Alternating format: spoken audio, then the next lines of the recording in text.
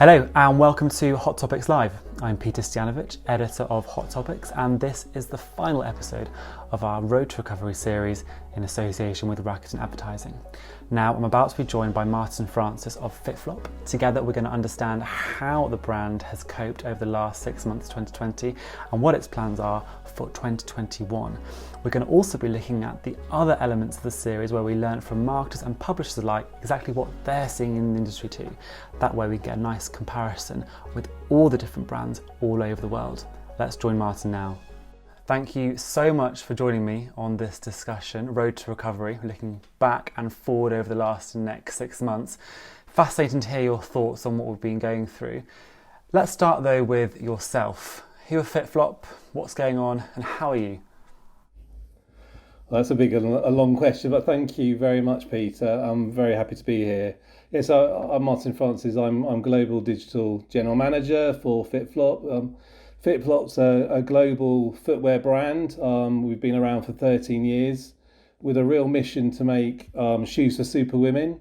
So we make sandals, sneakers, shoes and boots with kind of absolute world-class comfort technology in. And it's been an absolutely fascinating time because there's been a lot going on over the course of the last year, and I think there's still a lot to come. Absolutely, and you operate really, I suppose, in the wellness and fashion position, which was doing so well up until 2020. What happened for FitFlop and for yourselves? It'd be interesting to know exactly how you pivoted and what you saw in order to pivot. Yes, I think we saw what everyone else did. So I think I could almost pinpoint it to Donald Trump talking about closing the airlines through to Europe, and literally within 24 hours, from a digital perspective, we could see a negative delta straight away because we're always on it with the numbers from digital. We're always seeing what's going on.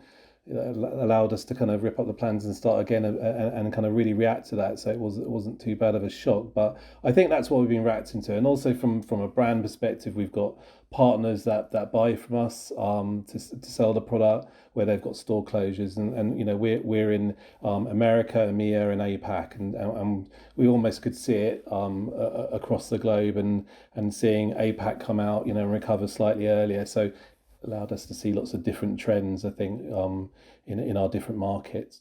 And as a marketeer, what were your main priorities during that period? I think it's kind of actually, it was so fast and furious, and there was a huge amount of crisis management. I think there's a huge amount of data coming in and having to make decisions very quickly. I think was the main thing that we saw. I think we kind of and again, you know, we had big plans for 2020 like everyone else, and I think it was a very, very quick, you know, we saw very quickly that we were going to have to be quite tactical, very quick and very reactive. And I think, you know, saw different trends through. So much so that, you know, we were into sandal selling season and suddenly slippers is off the chart in Google. So you've got to do something about that. So the most interesting part about this really is being able to compare and contrast different regions, different companies and sectors, Martin, in order to get a better picture of that road to recovery. So if you don't mind, I think we're going to drop in Chikay of Cult Beauty. We interviewed her a number of weeks ago on this very topic. Have a listen to what she has seen. And it'd be interesting for you to note and compare and contrast what you've seen too.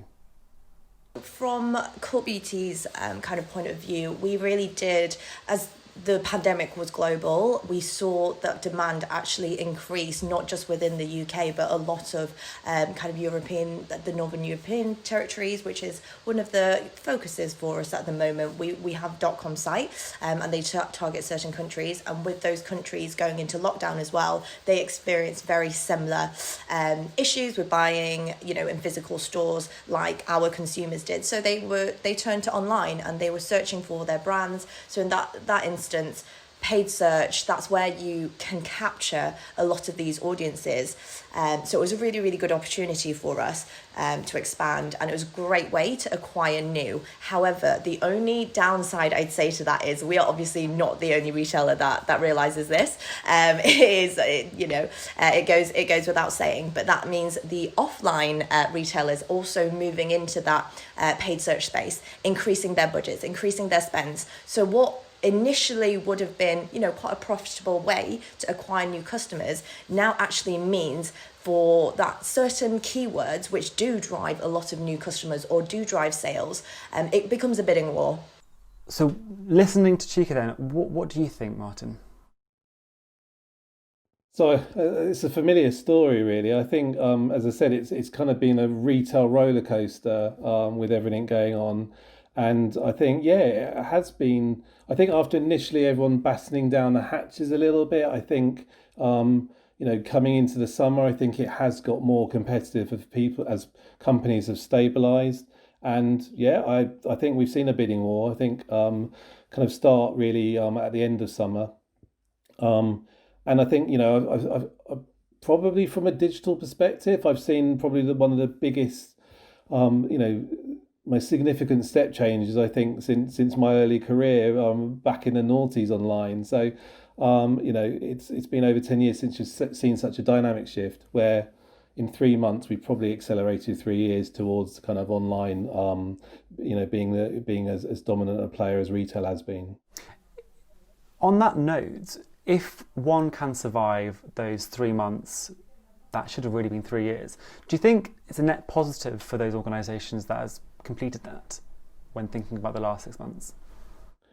I think so. If you're online or your overall multi-channel position is good. I mean, obviously, there are those that have really benefited from COVID, and there are some other parts of the sector, retail sector, travel sector, that have obviously seen some really tragic decline. So I think it's being very agile, understanding what's going on with your business, and what impact it's having for your customer. You've got to be so quick and confident in reacting. And we'll switch to Carrie Paradas from the same interview of Harvey Nichols, who puts forward a different perspective, not least because they're mainly a physical organisation. Let's see what she's had to say. It'd be good to hear your thoughts.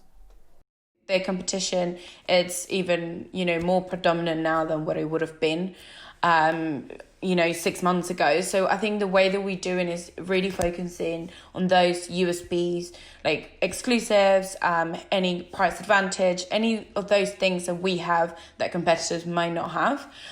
So we're really just focusing on those points that kind of we stay true to ourselves globally to kind of deliver that message to the customer. And to the point about profit or demand, really trying to find that balance. I think we find it very difficult as well, especially right now, because you do want to acquire those customers, but you end up paying so much because the competition is so high, then you realize, well, this is actually not profitable. So I think the way that we've kind of managed it, we've just tried to find a balance that, is benefiting us as a company, but we actually capturing and kind of incentivizing those customers that would come back. So utilizing a lot of personalization and targeting that would make the revenue these customers are bringing in quite incremental. Fantastic. So Martin, listen to Carrie. What are your thoughts? Yeah, so I think from a USP's perspective, you've got that, that's part of your business model. You've got to be able to, with clarity of message, talk about that. We focus on that all the time at FitFlop. I think, profit versus demand. It's very easy to get to worry about that top line, especially with the market in such distress. But you've really got to worry about the bottom line and more importantly your cash flow management. You can be quite profitable and have terrible cash flow, right? And that's what really hurts businesses. I think knowing what really matters is important, and what is a must-have and what's a nice-to-have from a marketing point of view, and being able to really, as I said before, redeploy resources very quickly. You can capitalize on those opportunities. And just to close off this half of the interview, looking at the last 6 months. What has been your clear take home? I think that our teams and I think our retailers across the market, I think we have been very agile, and I think we have had to learn very quickly. I mean, just working from home has been living out our works has been has been a revelation, and actually seen massive improvements in productivity that we could never have guessed. So we've learned an awful lot, and I think that helps to kind of really set us up for whatever the future has to come. Fantastic. So let's use that then and move forward. So taking what you've learned from the last 6 months, that productivity, that agility, working from home, the disruption you've seen, what are you bringing forward? I think we're ensuring that we're communicating effectively our product offering and the amazing product that we do have for our customers, and ensuring that is that means that we don't need to kind of be as distressed as a company. We can make sure that we're not having to get into what some have from a discount war. So I think it makes you sharpen up and think about your business model and think, is it fit for purpose? I think we've all had to do that. And we'll go now to an interview again with some publishers, Dealmoon and Global Savings Group. They have an interesting conversation about Q4 of this year and into the future. A, that it's very unpredictable, but also B, that there's ways they can actually capitalise on that unpredictability. Let's just listen to them now. We feel like recently every single day has felt like Q4 for us. But Alexander, what I'd love to know from you, because I'm really trying to figure out what Q4 is going to be. And I think that there's going to be substantial shifts in Q4 of the likes that we haven't seen before. I think I have my gut intuition of what may be happening, but I'd love to hear, have you guys thought about that? Do you think that there's going to be a difference in Q4 this year? I think it's an excellent question. Thank you so much, Rose. Honestly, we're not 100% certain on what's going to happen in Q4. We're planning for Black Friday as usual and hoping that will become a big sales event. But of course, things have moved online, and if we are being pushed into a second sort of massive lockdown, which is a very likely scenario, we are seeing numbers rising for COVID across, Europe right now. America is dealing with its own numbers. So it's a challenge all across. Okay, so that was Rose and Alexander. Does anything in there resonate with you, Martin? Well, yeah. I mean, I think I've been the busiest that I've ever been. That's part of that kind of crisis management culture that we've had. And I think we've had to learn very, very quickly with those shifts that quick shifts mean that we've had to be used to kind of what's worked before might not work anymore. So therefore you've got to be really innovative. We've been testing and learning an awful lot, trying new ideas. I think Black Friday is going to be super interesting. I think Black Friday will be the best it's ever been for all of our customers, but maybe not necessarily for all of our retailers. So I think that's going to be an interesting watch. And look, the thing that we do know is things are going to change, and we've got to all have contingency plans. And as a team, as a marketing function, is there a way that you're trying to make yourself more resilient to change, or at least more reflexive when change does happen?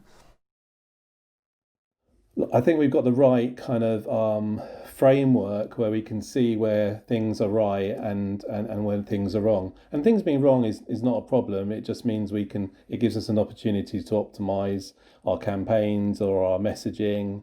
And I do think we were relying on it before, but I think testing and learning when everything's changing is just critical. One thing we learned from a previous discussion was this almost tension point, I suppose, between the marketing function trying to be realistic in how much it can plan, with maybe the CFO and his or her team wanting the figures in order to bake into their outlook for the year ahead. Is that something you're seeing either at FitFlop or across the function? Yeah, I think we've been very. I mean, we are very close to all of our divisions. You have to be close to your logistics division because they've been under huge amounts of stress as well. And across the board, IT obviously. But yeah, I think our CFO has really wanted to understand the results and understand the trends, because it's a hard thing for them to plan for as well.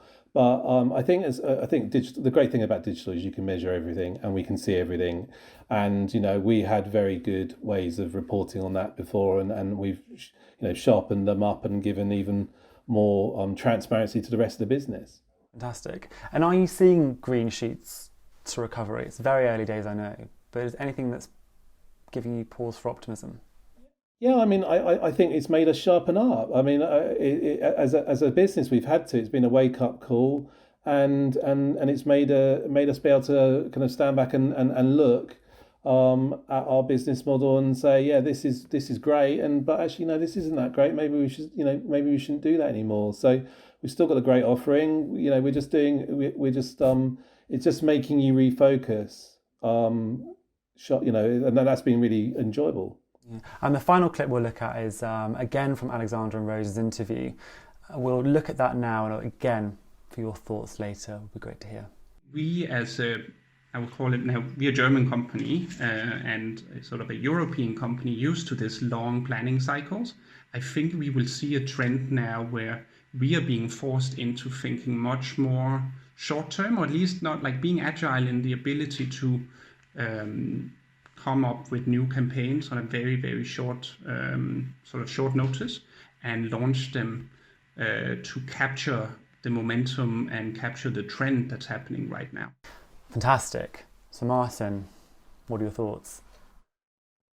Yeah, I think it's the same theme, isn't it? Long-term planning doesn't really work anymore in this environment.